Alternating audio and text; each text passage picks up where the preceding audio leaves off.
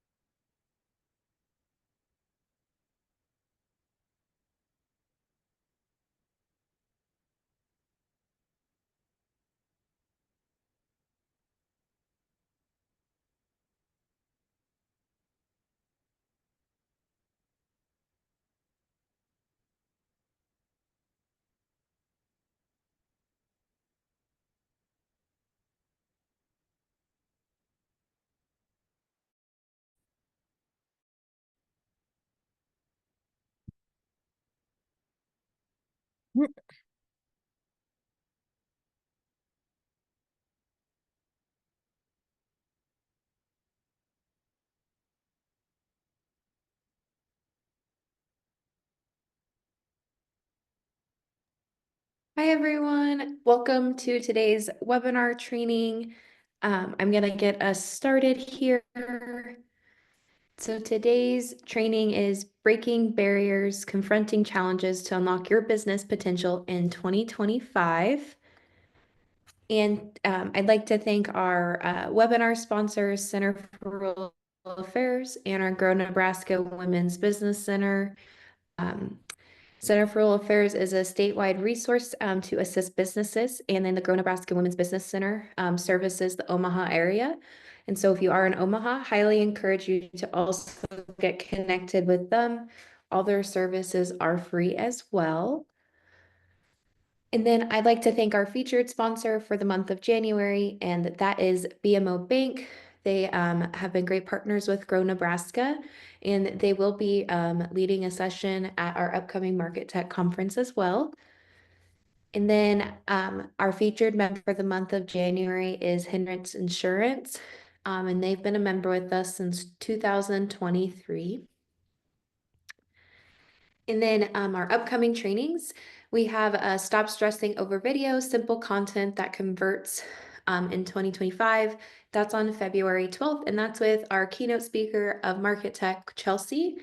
And then we'll have Maria back for this year on February 13th, the next day, with Get Customers Now. And then February 20th, we have Embracing Effective One-on-Ones with Christy Johnson. And if you'd like to take a moment and just scan this QR code to check out all our upcoming trainings, we're continually adding these to the website as the year goes along, as we get our speakers in. And I'll also send a link out in our training email. And then If you're a small business owner, would like to just share this quick video from Chelsea about our upcoming Market Tech Conference on March 25th, 26th. if you're a small business owner and you're in Kearney, Nebraska, you are not going to want to miss the annual Market Tech Conference happening on March 25th and 26th, 2025. I'm Chelsea Pites. I'm one of your keynote speakers. I'm going to be teaching you the science of the screen-to-screen connection, how to effectively build digital trust online. I'll be joined by some incredible speakers who are experts in their field, and we offer 4 tracks this coming session: marketing and social media, e-commerce and web, innovation, and tourism. Head on over to the markettechconference.com. You'll be able to register, see the agenda and all of the speakers, and reserve your tickets. Kind of adding on to that, we were able to add an additional track in there because we are now able to offer 5 sessions, 5 tracks within a session time. So just more options for everyone to pick what their need is for their business. So highly encourage you to get registered. Spots are filling up quick. And shout out, Monique is going to come all the way down here to Kearney and speak for us as well. And so if you've enjoyed her past 2 webinars and this current one, highly encourage you to come down and cheer her on with us while she speaks in person. And then I always like to mention Grow Nebraska is a Grow with Google partner. And so any Google questions, always feel free to reach out to us. We have great partners that just sit and they just know Google, as well as we do offer trainings on that. And then Monique is our speaker of the day, so I'll pass it on over to you and let you take it away. Okay, perfect. Tanya, thank you so much for the introduction and thank you for an additional time block. I'm a little sad because this is the last in my series of 3 presentations that are virtual with Grow Nebraska, but I am incredibly elated about the upcoming Marketech Conference in Kearney in March. And I'm just fingers crossed that we're going to get warm weather for that, and we don't have any weather issues that preclude us from all getting there safely. I did send a request for screen share. Okay, looks like you did get that. So we'll go ahead and get this screen up. And it looks like we do have somewhat of an intimate audience this afternoon. So I just want to encourage you all to help make this a discussion. To the extent that I can, have Tanya to just pay attention to the chat if there are posts inside of the chat that I need to see while I'm moving through. Go ahead and just nudge me. I can't see the chat from here while I'm presenting. Oh, now I can. Okay, looks like I can see it. So I can see it. And as I'm presenting, please feel free to post inside of the chat. So I also want to thank each of you who have taken time out of your schedules today to be here. Believe me, I know how tough that is to carve out time when you're an entrepreneur, to get additional training, to get additional motivation and encouragement. So that's certainly not lost on me of how valuable your time is. And I appreciated that you decided to spend it with us this afternoon.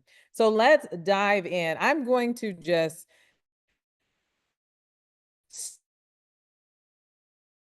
with a story because I'm wondering how many other entrepreneurs have felt at some juncture during your journey somewhat of what I would probably describe as an invisible barrier. And other ways I would describe it is as inertia. I remember early on in my journey, when I first started my consultancy, I was also concurrently working full-time as a professor of practice. And so I also need to give additional disclaimer that I love teaching. I love and get fuel from being in the classroom, having my tennis shoes on, getting the whiteboard out, helping students learn the art and science of public relations, helping them to come out of their shells and not be as intimidated by what their career journey is going to be, making sure that they have all the skill sets that they need to be able to land a role in the field of public relations if that is what they want to pursue as a career. Sometimes I have students who aren't uh, uh, they don't have interest to pursue journalism on a full-time professor of practice role. And I was concurrently, like I said, running my consultancy. I was that I was pouring into the classroom. And I also felt like it was making me a better expert and entrepreneur, because one thing about teaching is it requires you to stay on top of your field. You've got to read. And I feel like when you teach, you also become a better expert, because that's requiring you to master the content. That said, I came to a point during that journey, my first time being a full-time professor, it was time to get my evaluation. So I met with my dean, get the information about, here's your strengths, your opportunities of improvement. And mind you, by that time in my career, I had been doing PR for more than 20 years. But I have been teaching as an adjunct for probably like about 4 years by that point, 4 or 5. And so it was my first time in my whole career that I got an average evaluation, which halted me, stopped me in my tracks. And I remember having my head in my palm in my office, my home office, and my husband saying, "Are you sure you want to continue to teach full time? You seem to light up at the flexibility of being an entrepreneur when you have a chance to be with your clients."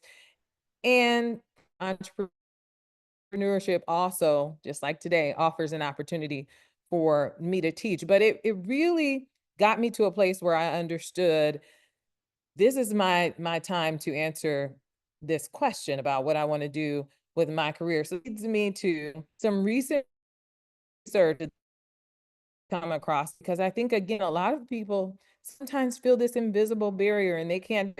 I have had the opportunity to facilitate, moderate panels, speak in front of numerous groups, and almost always when I give this presentation, this is adapted from a number of iterations, have women, typically late 30s, early 40s. A small group of them will come around end of my talk, and they'll say something along the lines of, I'm feeling stuck. I'm not sure what I do, but I feel like I need to make a career change, or there's some things I'm not quite happy with in my role at work, or I keep trying to go for this promotion, or keep trying to move into this entrepreneurial space, and I just feel stuck, like I'm not sure how to get to that next level of what it is that I'm trying to achieve. And so, as I mentioned, I'm a reader. I like to get my news digested early in the day.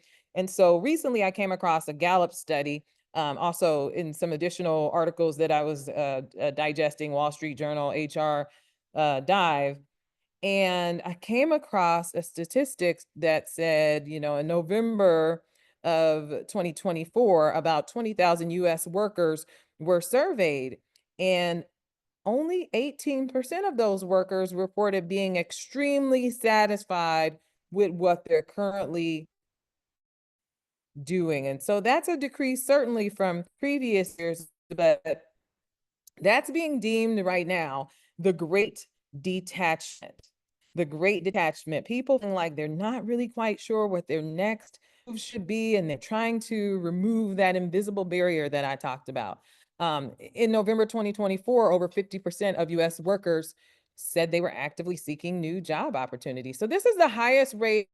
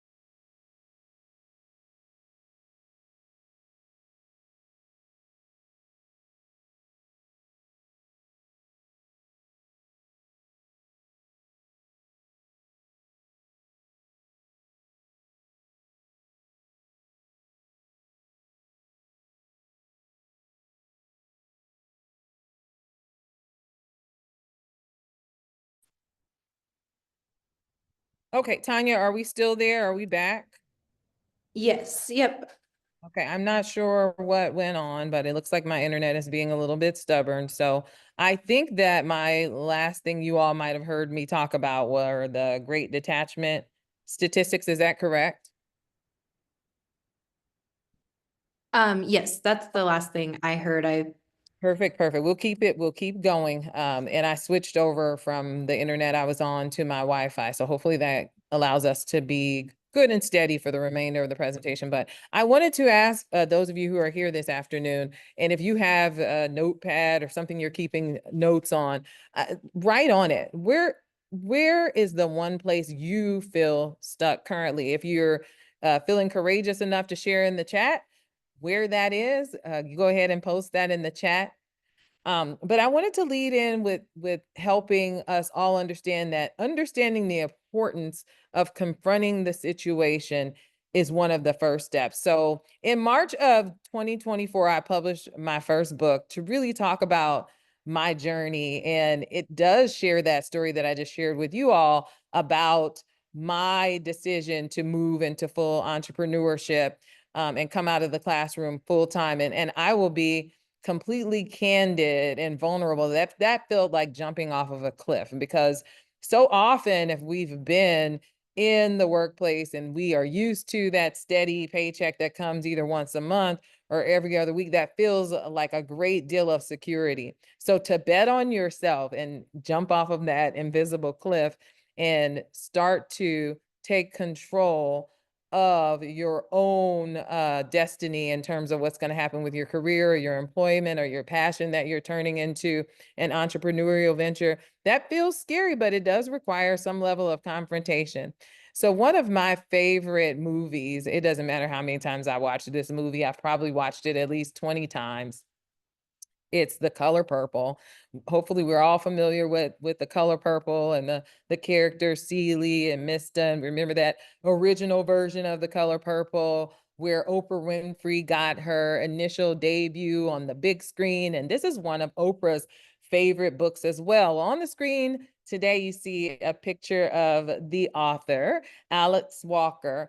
And when I came across this quote, it was so poignant to me because it is a revelation and maybe also a bit of an indelible reminder that the most common way people give up their power is by thinking they don't have any. So I want you to keep that quote in your mind too as you think about the one place you feel stuck currently, and think about how you can find your own power. And I would challenge you this afternoon that some of that starts with confrontation. So often we think about confrontation as being something negative, but it can also be a positive in the sense that it forces us to deal with the things or confront the things that may be keeping us stuck. And it also challenges us to make sure that we're always in a place, in a space that aligns with our values and creating the lives we want. So on the screen right now is one of my dear friends who I've only met in person one time, but we've been friends since 2006. And this is Miss Angelia White. She is now back to her maiden name, Angelia Stone, but I admire Angelia because Angelia had a dream. She wanted to start a lifestyle magazine. She wanted to start a lifestyle magazine and had no background in writing, no background in journalism, was working her regular 9 to 5 and raising her 3 children. And Angelia, one day I got an email into my inbox, and it was again the year 2006. And at the time I was working for the federal government, and it did not even come from Angelia. It came from the person who was serving as her editor at the time that she was starting this startup lifestyle magazine. And so they were promoting the magazine, and I clicked on the link to take a peek at some of the articles. And I happened to, on a whim, email that editor back and ask, would you all happen to be looking for freelance writers? Because again, at that time I was in my full-time 9 to 5 role. But I love writing. I have since I was a child, and I'm always looking for additional opportunities to write and to just explore that curiosity that all journalism graduates hopefully have that burns inside of us on a regular basis. But anywho, so Angelia has given me so many opportunities as a freelance writer.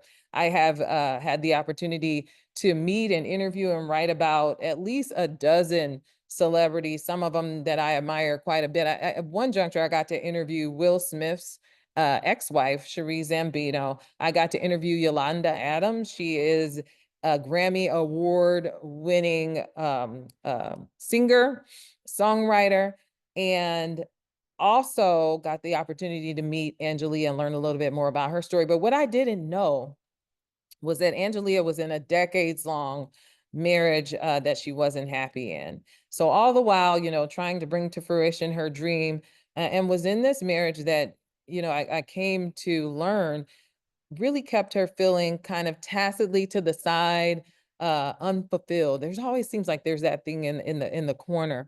But what I admire about Angelia is after 27 years, she found the courage to confront her unhappiness and to make the leap to go ahead and transition out of a marriage that kept her so happy. And she talked about so unhappy. She talked about how difficult that was for her because all the while she was facing so many fears.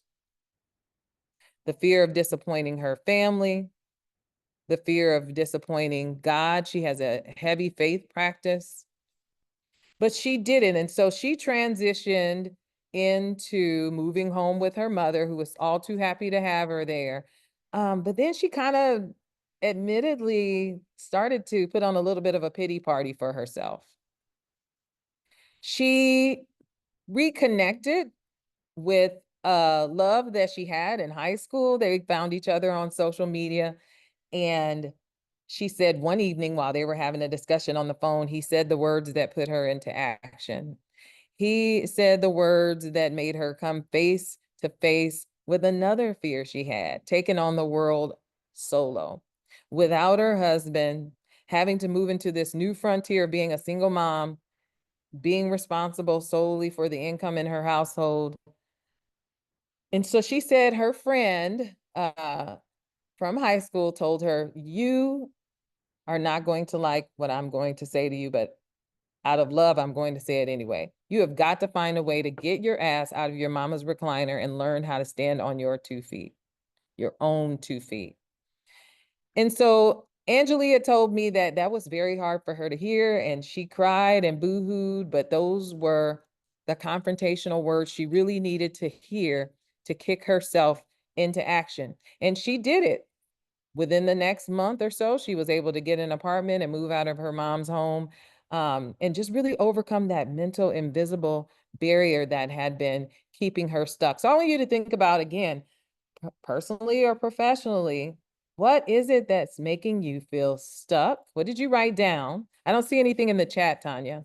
Or what scares you most about confronting that thing? What is it and what scares you the most? And I want to remind you that the power of confrontation, it can be a pivotal step. Think about Angelia's story. Think about those of you who are familiar with the movie The Color Purple. Think about Celi's story. Think about Sophia's story. It can be a pivotal step to break free from stagnation. If you haven't seen The Color Purple, that's your homework for the weekend. Why? How can it be? It can help us dismantle some unhealthy patterns. First, we've got to come face to face with that thing, right? Like, what's keeping you stuck? Why is it keeping you stuck? What makes you fearful about confronting it?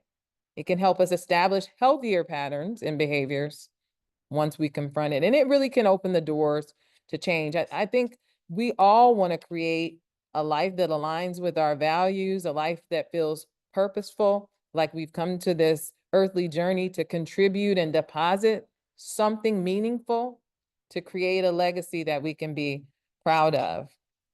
Conflict itself is not inherently negative, people. It's when it's approached with openness and respect, and can be just the avenue that we need for our own growth and understanding. So I want to share a couple stories with you this afternoon, just because they were so poignant for me as I was reading them and maybe even serendipitously reading them and preparing for this presentation. One of the first is Viola Davis. If you haven't read Viola Davis's book, I highly recommend it. So I'm a voracious audiobook listener. I have a hard time having the time to stop and just sit down and read a book because I'm moving around all the time. I'm sure you all can relate, entrepreneurs.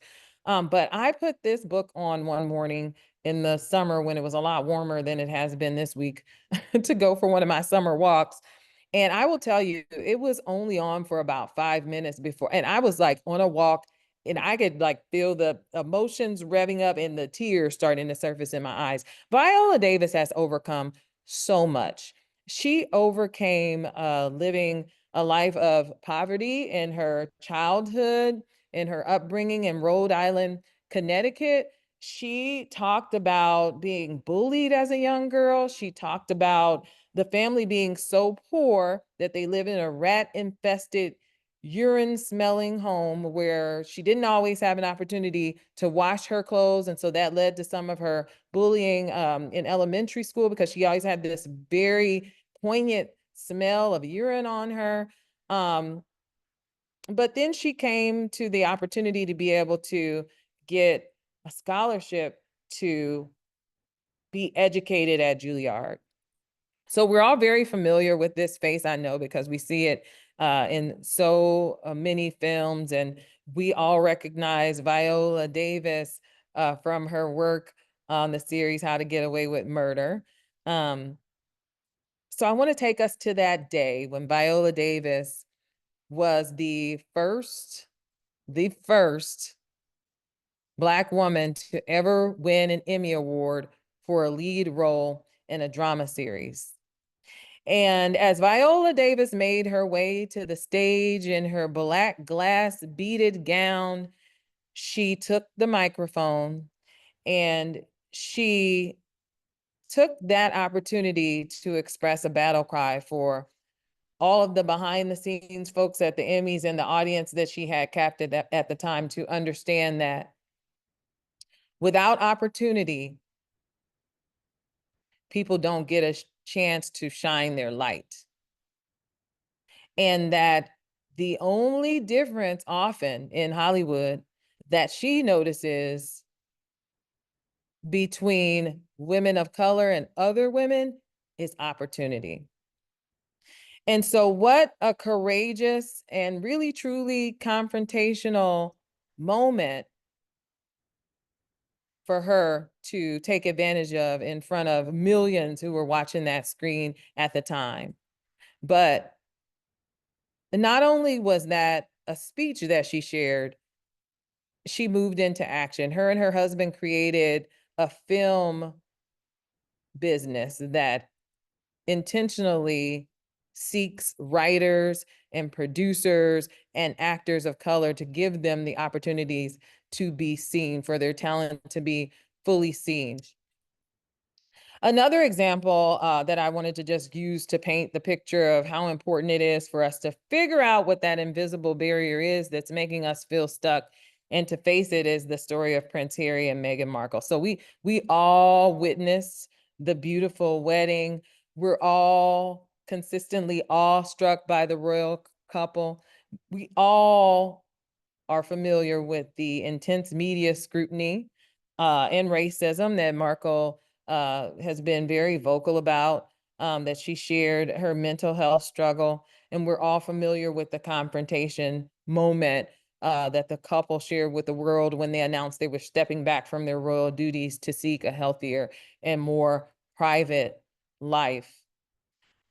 Why are these good examples? They're examples because, again, these are examples about the importance of confronting toxic things and environments and having the courage to do it, having the courage to dig into ourselves, to think about what it is that is making us feel stuck and holding us back, what it is that is potentially a barrier between us creating the lives that we want that align with our values. So I want to share some guiding principles for getting to a place of effective confrontation, because I know you're all sitting here thinking, or maybe wondering, am I stuck? What is the thing that's making me feel stuck? And what if that's not my personality to confront it? Um, let's run through these. First and foremost, expressing your own truth and advocating for your needs. For the first time in my life this past fall, in September, I have a daughter who turned 19. And so I was able to, and it wasn't hard either, which I was kind of surprised about. I was able to convince her to go on a wellness retreat with me. And I've never been on a wellness retreat, but she agreed. And for those of you on the call who may, I don't know if we even have anybody on the call who has a teenager, and mine's is almost out of her teens, but if you can get them to agree to hang out with you for a weekend, that's a win. So one of the things that I really appreciated and loved about the retreat was the chance to meet women who we're all there to really just kind of have a wind down opportunity to pour into ourselves. But the theme of that retreat was called worthy. And so I learned, listen to some of the other amazing women that I had an opportunity to meet and talk to, is that sometimes it feels like we're waiting for some invisible permission to do things, or to live the life we want, or to express our truth, or to advocate for our needs. So first and foremost, one of the top guiding principles is you have permission to express your truth and ask for your needs, but also active listening, right? If this is a discourse, even if we're thinking about some of us who have had to find that courage to even be entrepreneurs, like understanding the perspective of the people that we're going to impact by changing our lives in that way, and listening and taking in how they feel about it, or what role they're going to need to play for us to be successful.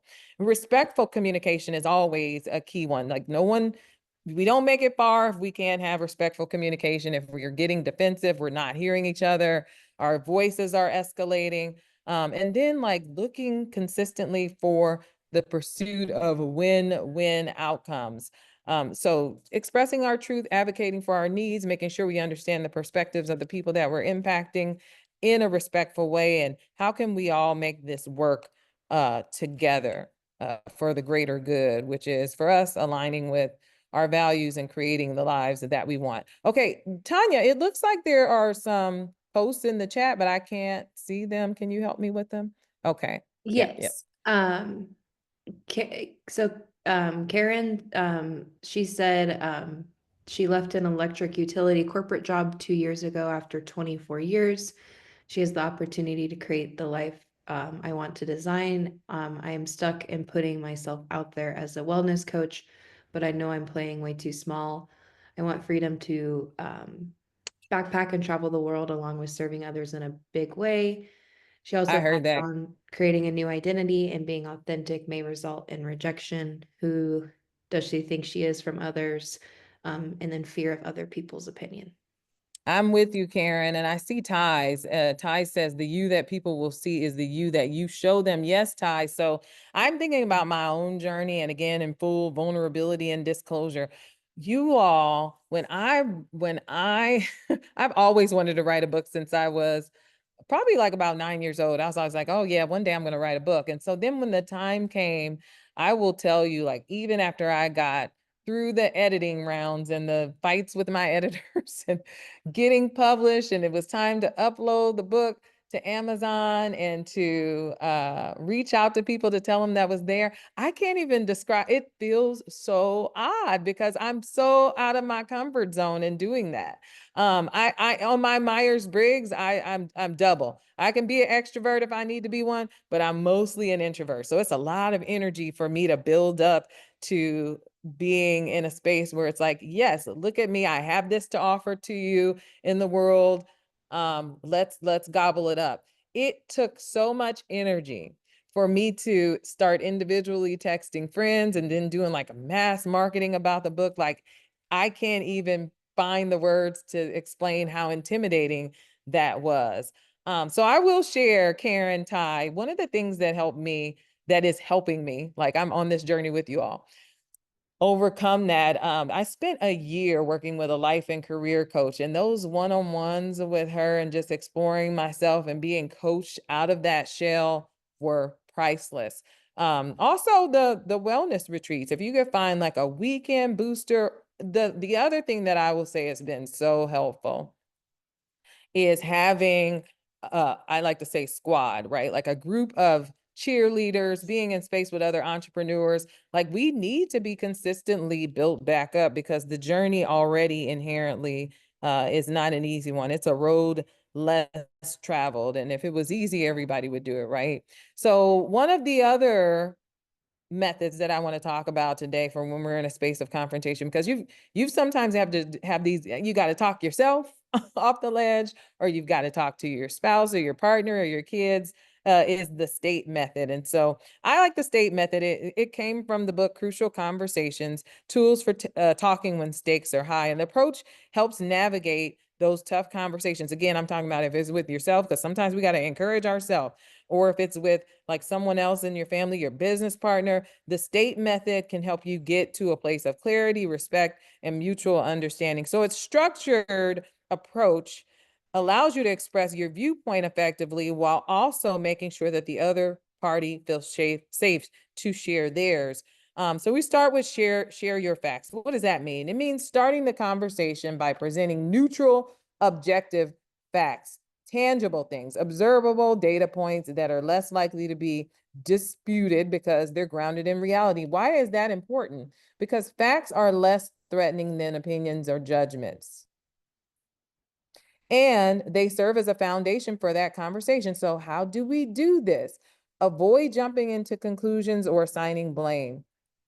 Here's a straightforward, non-judgmental example of a fact that is packaged that way. In the past 3 team meetings, I've noticed you arrive 15 to 20 minutes late each time.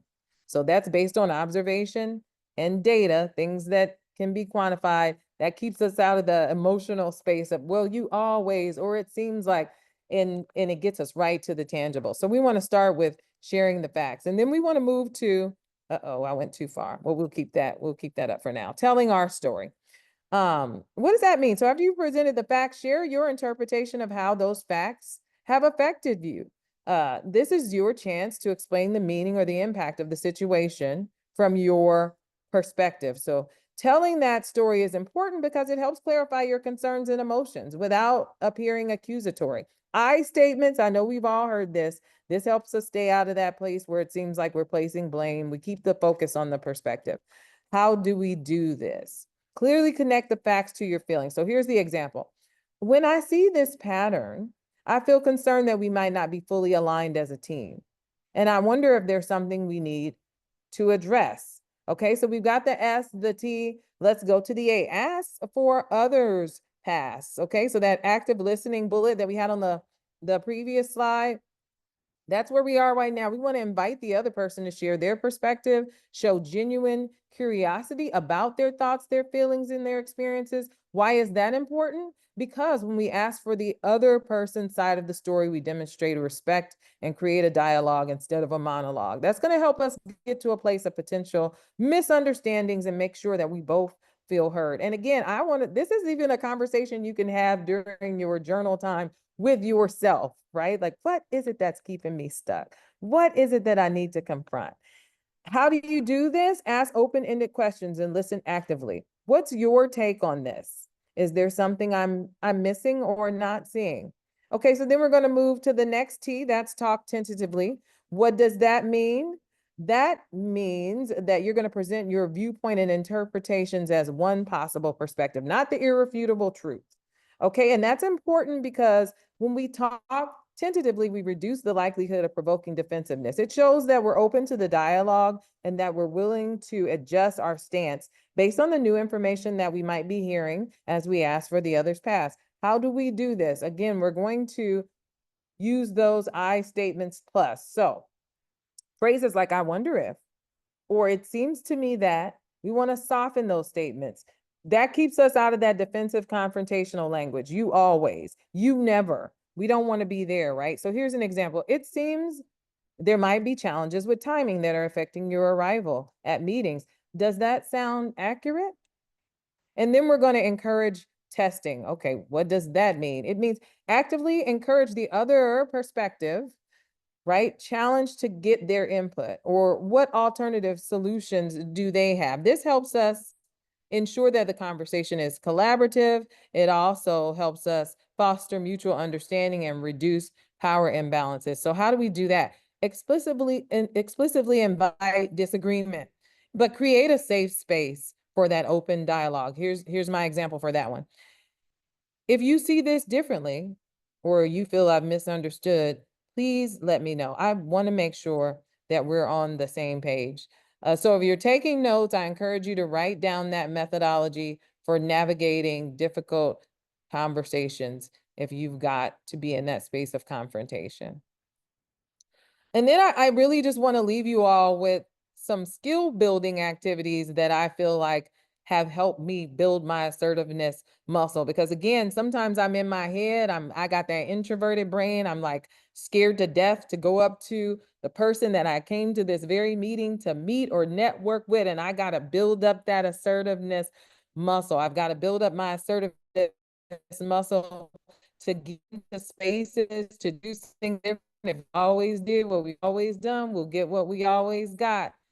Karen, I understand completely your perspective about this is where I'm trying to go, but I feel stuck because I got to get out of the mental space of who I am today and grow into who I'm trying to become. So mine's is simple. I just look for opportunities to challenge myself to get out of my fear space. And negotiation is a good one because I had to build up to that too. But who doesn't love to get a good bargain? And I like to always tell people I'm a huge Nebraska Furniture Mart shopper. But every opportunity that I get, whether it's a new sofa or I need to replace my refrigerator, I look to practice my negotiation skills and I push myself to ask that salesperson, I know that the price is this, but I came with this amount today.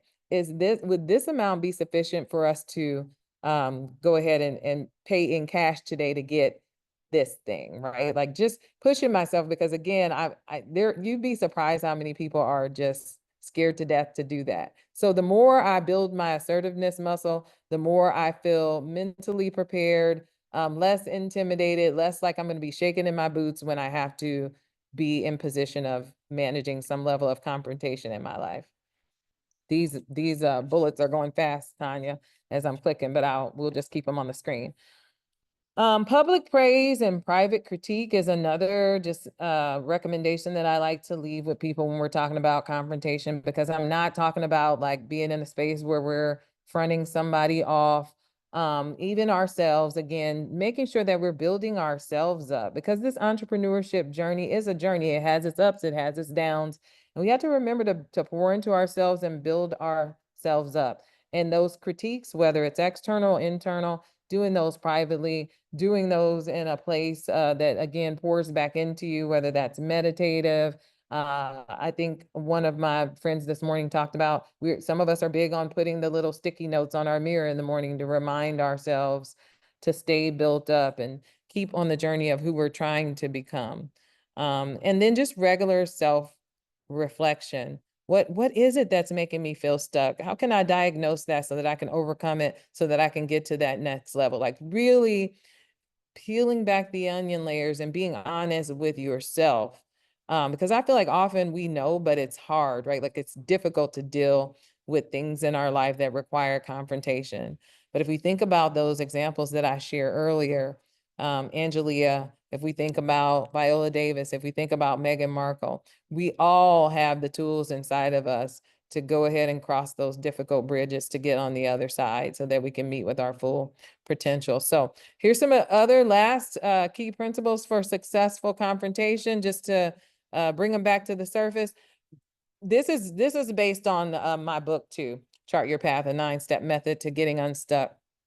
Strategizing the timing is so important. Sometimes it's not the right time to make the leap to do something, but that doesn't mean we can't put together a game plan to bridge over to it. Using I statements if we're talking about discourse with another person. And then just maintaining that respectful, non-defensive communication. So that said, wanna just offer you all who are on the call today. I don't have my email on the screen, but Tanya can certainly put it in the chat. For any of you who are interested in listening to the audiobook with a free code, please email me and I will send it over to you. Chart Your Path is an award-winning book since it came out last March, and just so much feedback for me on this being sometimes one of the tools that helps people explore their potential and just get on the other side of confronting the thing that has been keeping them stuck. And when I'm signing books, I love to sign to people to say, I hope this book reminds you of a hidden passion or something you've put on the shelf inside of yourself to take it off of the shelf and go after it, create the life you want. So that said, I would love to entertain any questions that you all may have after the presentation that I just gave, and or just have a good dialogue with the next 10 minutes or so that we've got before we got to move back into the work that we've got to complete before we get to the weekend. So Tanya, I'm going to stop sharing my screen and move to QA. Awesome. Yeah, if you guys want to throw any questions in the chat or any discussion items, feel free to do so. Karen Oh, Karen. asked, who is your career/life coach or one that you'd recommend? So yes, great question. So I worked with a woman that was referred to me by a sorority sister. I went through an entrepreneurship program called Goldman Sachs 10,000 Small Business Program, and I graduated from it in December of 2021. And so we happened to be at like one of the receptions for that program in New York. It was the culmination. Like we spent a week there. We had to do pitch presentations. I highly recommend that program too, by the way.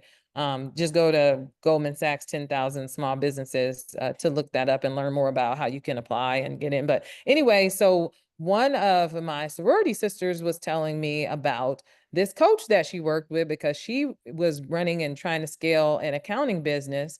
And I remember asking her, like, how did you like unmire your brain to like overcome the fear of doing this and starting to grow your business and getting a team and all that? Like, I feel like sometimes we get conditioned when we've been in the workplace to just remain within the confines of certain things. I don't even know how else to word it. Remain within the parameters of kind of like what track we're supposed to be on, where we've been told to do as an individual contributor. This is your career path, like stay color in the lines.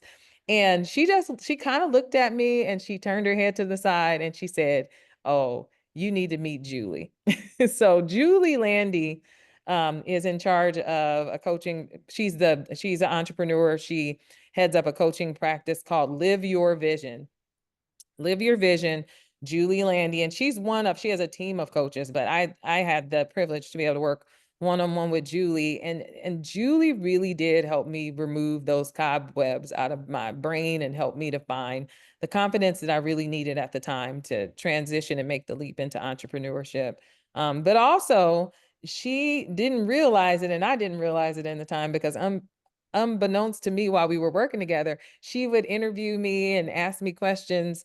But all the while she was finding my unique problem solving approach to challenges in life. So whenever I felt stuck, and I must have told her like about 5, 6 different stories about like how I approach stuff in life. And so that's actually what my book is about. Like Julie helped me identify my 9-step process to getting unstuck. And the book is about me sharing what that is in case it can be a tool in the toolbox for somebody else to help them get unstuck. So great question. Ty asked, what are the line or lines from your book that people Kindle, highlight, or quote back to you most often? Oh, Ty, I wish I had that level of granular data. People just say, thank you for helping me to remember this passion or thing that I once wanted to do. You got me going to go get that started again. That's typically what I remember people saying, or they just say, or sometimes they just want to meet one-on-one because maybe they want to write a book, but they've always been scared to do that. So I've had at least several coffee meetings with people who want to write a book. And they're like, hey, how did you like get to a place where you took on this huge project and took it from start to finish in a year? Like, tell me like how you did that. I want to do it. Yeah. Awesome. Any other questions or discussion items? What about like entrepreneurship questions? Since we're all on that journey, like any questions about, or what did this presentation make you think about when it comes to just business and running your business?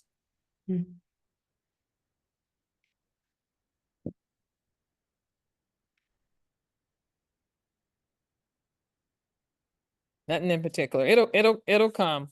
Yes, I highly encourage you if you want to, if you've got 4 hours and you want to listen to the book, just send me an email and I'll get you a free code.